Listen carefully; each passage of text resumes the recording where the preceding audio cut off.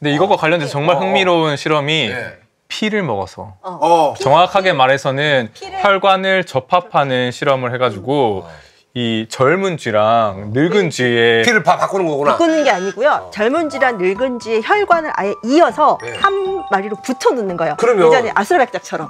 젊은 피를 수혈을 하면은 어떻게 보면 좀 이렇게 뭐랄까 젊어지는 거예요? 혈액이 돌아서 젊은 혈액을 받아서 회춘한다는 거거든요. 회춘. 실제로 보면 연구 결과 보면 막 머리털 빠졌던 그 늙은 쥐에서 머리털이 다시 나고 하는데 털 나고 탈색도 바뀌어요. 네, 운동 능력도 좋아지고 그림도 좋아지고. 실제로 생쥐 실험에서는 효과가 상당히 좋았고 생쥐는 좋았다. 방금 혈관을 연결하게 되면 그 혈관이 연결되었을 때 통하게 되는 물질들이 있는 거잖아요. 그러면 젊은 사람한테서 유래한 어떤 물질이 늙은 사람을 젊게 만들었을 거니까 그 물질을 발견해서 주사하면 되지 않겠냐라는 식으로 생쥐 연구를 하고 있는 중이고요.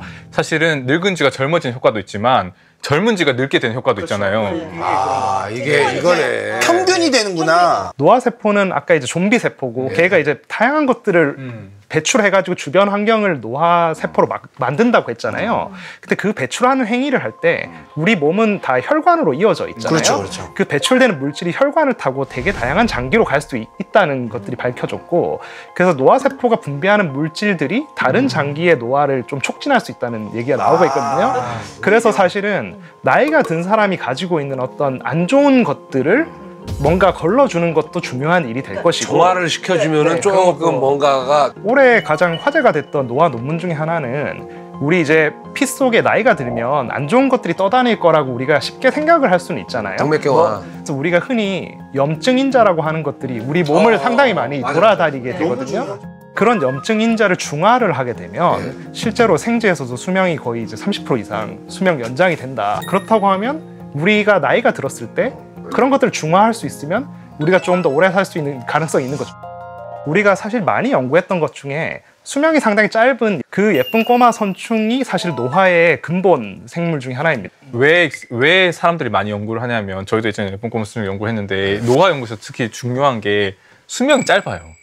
수명이 한 달 남짓하기 때문에 만약에 수명이 이제 몇 년 되는 거를 저희 이제 연구실에서 연구를 하려면 몇 년 동안 이제 학생들과 연구원들이 연구를 해야 되거든요. 꼬마 선충이 수명이 짧아서. 짧아요. 짧으니까 빨리빨리 수명이 한 달짜리를 늘려도 몇 달인 거예요. 계산으로. 근데 걔네들이 한 달 정도밖에는 못 산다. 원래 못 사는데 예쁜 꼬마 선충의 처음에 이제 유전자 하나만 예쁜 꼬마 선충에서 바꿔치기를 하더라도 거의 수명이 2배 이상 증가한다는 연구가 나오면서 노화를 정말로 우리가 유전적 조작으로 바꿀 수 있겠다라는 생각을 하게 된 거예요. 뭔가 하나를 바꿨다는 거는 뭘 바꾼지는 아는 거잖아요. 네, 알고 있죠. 어떤 걸 바꿨어요? 거기에 이제 인슐린 수용체라고 하는 그거를 암호화하고 있는 유전자를 바꿔치기 하면, 그 바꾼다고 유전자를 바꿀 때 컴퓨터를 이렇게 하는 거 아니면 바늘 꽂아놓고 하는 거예요? 아니면 뭐 어떻게 하는 거예요? 유전자 가위라고 해서 정확한 위치를 도려내서 바꿀 수도 있긴 하거든요. 그 유전자 가위도 정확하게 도려내는 건 뭘로 도려내는 거예요? 사실 유전자 가위 효소예요, 효소. 그러니까 주방가위는 아닐 거 아니에요? 주방가위 아니라 효소라고 생각하시면 되고요. 단백질이고 걔네들이 그 부분을 녹여서 잘라낸다라고 생각하시면 돼요. 근데 하나의 유전자를 바꿔치기 한 것만으로 2배가 되었는데, 그래서 사람들이 어떤 챌린지 같은 걸 한 거예요. 이 생물을 얼마나 오래 살게 할 수 있을까 라는 생각을 하게 된 거예요. 최대 언제까지 했어요? 그래서 지금 최고 기록이라고 주장하는 건 10배까지도. 10배요? 10배요? 꽂히면 사람으로 따지면 한 1000살. 1000살이네요. 사람으로 따지면 1000살이네. 근데 여기서 되게 중요한 게 그 또 이게 1000살을 만들기 위해서 했던 여러 가지 조작 중에서 1000살 너무 좋다. 난 너무 좋아. 근데 이 얘기를 들으면 생각이 달라질 수 있어요. 중요한 이야기, 그 북권 형이 꼭 들어야 되는 이야기였습니다. 1000살 얻기 위해서 이룬 게 있어요. 뭐예요?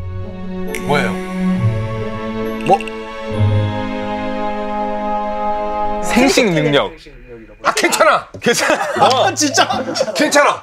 1000살까지 살 수 있다면. 생식 기능은 어떻게 이렇게 하는 거예요? 꼬마 선충도 생식 세포라는 게 존재하거든요. 생식 세포를 만들어내는 기관도 존재하긴 해요. 그래서 기관에서 생식 줄기 세포를 이제 제거하게 되면 수명을 상당히 연장을 할 수 있는 거죠. 그러면은 인간 같은 경우, 아니 뭐 인간이 아니라도 그냥 포유류나 아니면은 생쥐 같은 것도 그런 생식 세포를 제거를 하면은 수명이 늘어나는 걸 확인할 수가 있나요? 이것과 관련된 진짜 흥미로운 인간 연구 사례가 한국 역사에 진짜? 있어요.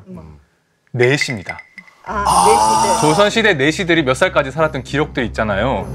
그때 사실은 왕들에 비해서 내시들이 사실은 더 뭐 잘 먹고 잘 살진 않았을 거잖아요. 그럼요. 근데 이제 왕들이나 귀족들이 가지고 있었던 수명에 비해서, 양반들이 가지고 있었던 수명에 비해서 내시의 수명이 길어서 사실은 이제 어떤 걸 잃어버리면 이제 오래 살 수 있게 된 거죠. 그런 거 보면은 일리가 있기도 근데 하네요. 이제 궁금한 게 왜 그렇게 생식세포를 제거를 하거나 이런 생식을 억제하는 게 수명을 늘리는 건가요? 그러니까 그거에 대해서는 사실은 호르몬과 관련을 해서 생각할 수밖에 없을 겁니다.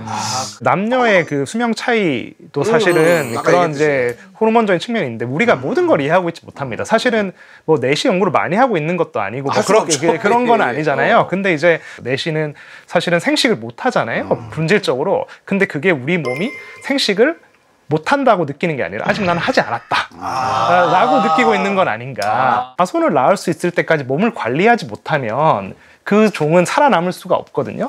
그래서 생명체들은 네. 자기 자손을 낳을 때까지 몸을 정말 잘 관리할 수 있는 회로를 잘 개발하고 있어요. 그래서 실제로 우리가 나이가 많을 때까지 잘 자손을 낳을 수 있는 종일수록 더 오래 사는 경향을 가지고 있거든요.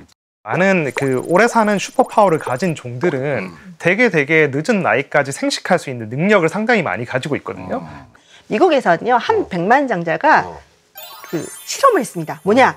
지금까지 밝혀진 모든 노화 방지 시스템을 내가 해보겠다는 거예요. 아, 내가 다 그냥 받아보겠다? 네, 내가 해보겠다. 예, 내가 체험하겠다. 네, 그게 블루프린트 프로토콜이라고 하는데요. 예. 브라이언 존슨이라고 해서 정말 그 완전 미국의 이제 거부인데 이 사람이 1년에 400만 달러씩 들여서 진짜? 모든 걸 자기 몸에 합니다.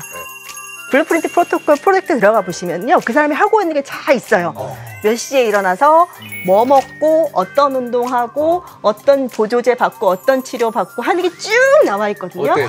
그 사람 가끔 SNS에 사진 근데 올릴 거 나오는데 아니에요? 그 사람의 실제 나이가 40대 후반 정도 됐거든요. 그런데 폐기능이나 근육 기능 같은 것들은 거의 20대에 가깝게 굉장히 노화가 지연돼 있다. 나이는 그냥 그분한테 숫자인 거야. 압도적이시던데요? 압도적이잖아요. 그래서 아무튼 뭐 다들 뭐 정복하려고 지금 난리긴 하잖아요. 노화. 그죠? 뭐든지. 근데 우리 인간은요. 근데 왜 이렇게 이 늙는다는 거, 늙음을 받아들이지를 못하는 걸까? 난 못 받아들이겠거든. 저도 너무 강해요, 진짜. 저는 이게 인간의 굉장히 발달된 자의식과 관련이 있다고 생각해요. 왜냐하면 늙는다는 것은 아까 제가 말씀드렸지만 생로병사에서 생생한 상황에서 죽음으로 가는 길목이거든요. 문이거든요. 이 노화의 문을 열고 나면 병에 걸리고 죽음에 이르게 되는데, 죽음을 피하는 것은 모든 동물들의 어떻게 보면 보편적인 본능적인 특성인데요. 실은 우리 인간처럼 되게 오랜 시간을 늙은 상태로 살아가는 생물, 즉 생식을 끝내고 늙은 상태로 살아가는 생물이 없는 거죠. 그렇기 때문에 이 늙음이라고 하는 것은 결국 저는 죽음에 대한 공포랑 맞닿아 있다고 생각하고요. 맞아요. 그런 면에서 제가 궁금해서 예전에 제가 중학교 3학년 때 제인구달 박사님이 제인구달 박사님, 예. 이 한국에 오셨을 때 강연장에 가서 강연 끝나고 쫄쫄쫄 따라가서 수첩에다 영어로 적어서 물어봤어요. 중학교 3학년 때. 뭘 물어봤냐면 몰랐어요. 침팬지들도 자기가 언젠가는 죽을 거라는 걸 아나요? 그러게, 그것도 궁금하네. 왜냐면 오직 인간만이 죽음에 대한 공포와 두려움을 갖고 사는 건지, 노화에 대한 두려움을 갖고 사는 건지, 다른 동물들도 혹시 늙는 거에 대한 두려움이나 공포가 있는지 너무 궁금하네요. 저 너무 궁금해서 여쭤봤더니 제인구달 박사님이 자기가 생각하기에는 모르는 것 같다. 그런 자의식이 없는 것 같다. 그러니까 다른 그 개체들 죽으면 반응하지만 자기 자신, 그러니까 모든 존재가 필멸한다, 모든 생물이 죽는다라고 하는 그 의식까지는 없는 것 같다라고 얘기를 하셨거든요. 그 침팬지 전문가분이 또 얘기하시면 뭐. 그래서 우리 인간이 왜 이렇게 늙는 것을 이제 싫어하고 이게 강박적으로 피하려고 하느냐라고 하는 것은 이 인간의 아주 발달된 자의식, 그리고 특히 그 자의식에서 죽음과 우리라고 하는 존재의 소멸에 대해서 두려워하는 마음이 그 노화에 대한 어떤 혐오와 회피와 연결되어 있지 않을까. 인간은 많이 갖고 있잖아.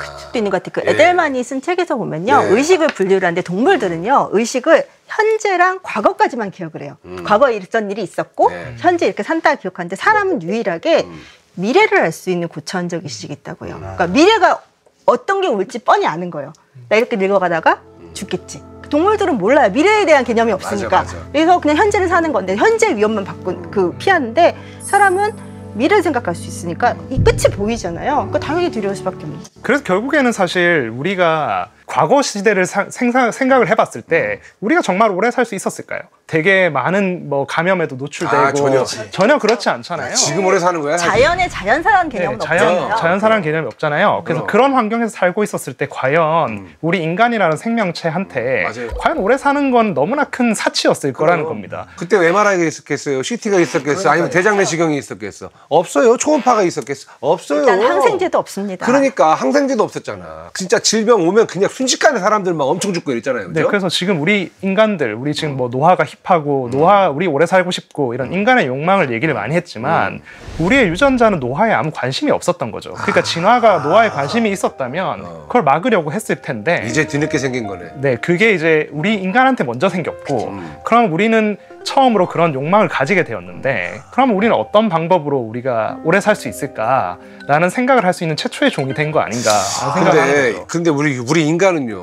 우리는 진짜 젊게 계속해서 오래 살고 싶어하는 마음이 누구나 다 있지 않습니까? 근데 이 늙음이라는 게 정말 그 아무런 쓸모가 없는 걸까요? 제가 노화세포를 연구한다고 말씀을 드렸었잖아요. 노화세포가 좀 반전이 있는 세포긴 합니다. 어떤? 노화세포가 사실은 좀 쓸모가 있어서 우리 조상이 노화세포를 가지게 되었다고 생각하면 좋을 것 같거든요. 노화세포라는 것 자체가 쓸모가 없다면 이게 과연 있었을까라고 생각해 볼 수 있는데 실제로 노화세포가 쓸모가 있습니다. 어떤 쓸모? 노화세포라는 거는 사실은 나이가 들었을 때만 등장하는 게 아니라 젊은 나이 때도 노화세포는 나타나거든요.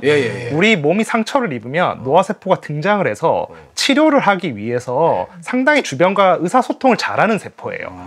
그래서 젊을 때는 의사소통을 상당히 잘하고 있다가 나이가 들면 이게 이유를 모르겠는데 아직 많이 이유가 밝혀지지 않았는데 의사소통을 잘 못하게 되고 얘들이 이상한 방식으로 의사소통하고 쌓여나가게 되고 그런 식으로 안 좋아지는 거죠.